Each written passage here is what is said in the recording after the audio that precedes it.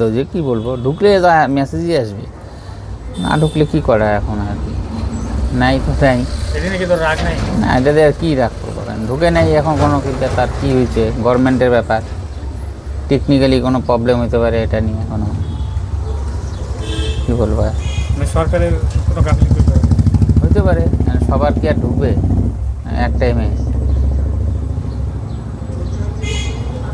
ওই যে একজন দাদা ছিল যে বললো লোকটা, ওইটা ভিডিওটা কিন্তু ভালো দেখতেছে।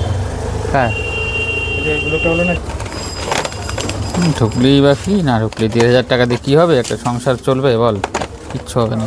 কিছুটা সরকারি টাকা না, ওইটাই না, একটা চাকরি যে আমরা সিনিয়র সিটিজেন্সি হয়ে গেলাম, একটা সার্ভে করে চাকরি দিতে পারে গভর্নমেন্ট, সবচেয়ে ভালো, যেই একটা গ্রুপ দিয়ে বসতে, হ্যাঁ সেটা দিলে একটা কাজের কাজ হইতো সবচেয়ে। আমার ব্যক্তিগতভাবে মনে হয় যারা সিনিয়র মানে 40 ছুঁই 40 হইলো তাদেরকে দিতে পারে, মানে সিনিয়র সিটিজেন্স হিসেবে ডাইকে।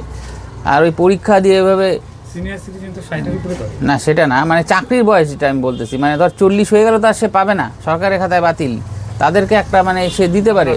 হ্যাঁ সবাই, আমি তুই, হ্যাঁ এরকম যারা আছে আর কি, গভর্নমেন্ট সার্ভে করে একটা পরীক্ষা দিয়ে তো আলাদাই তাদের একটা মানে বাদবাকি যাতে 20টা বছর যাতে ভালো হয় আর কি, ভালোভাবে কাটে। হ্যাঁ সে তারা এখন না পারবে প্রাইভেট ফার্মে যেতে, না একটা পাবে নিজের ব্যবসা, একটা ব্যবসা করতে। আমিও যে ব্যবসাটা করি, নেয় করে 1,00,000-2,00,000 টাকার পুঁজি আছে, এটা এরকম করতে গেলে তো সবার ক্ষেত্রে সমান পারবে না। না আজকের ডেটে যা জিনিসের দাম বাড়ছে, গুটখা সিগারেট এগুলা নেওয়াও তো বিরাট চাপ। এই যে আমি নেই প্রতিদিন 1,000 টাকার মাল, এখনই মাল অর্ডার করলাম 905 টাকার গুটখা, তুই ভাবতে পারিস লাভ কত, চোখেই লাগবে না এইটুক। তাহলে এগুলা তো একটা আমাদের লাভ নেই, গাড়ির তেলে লাভ হয়।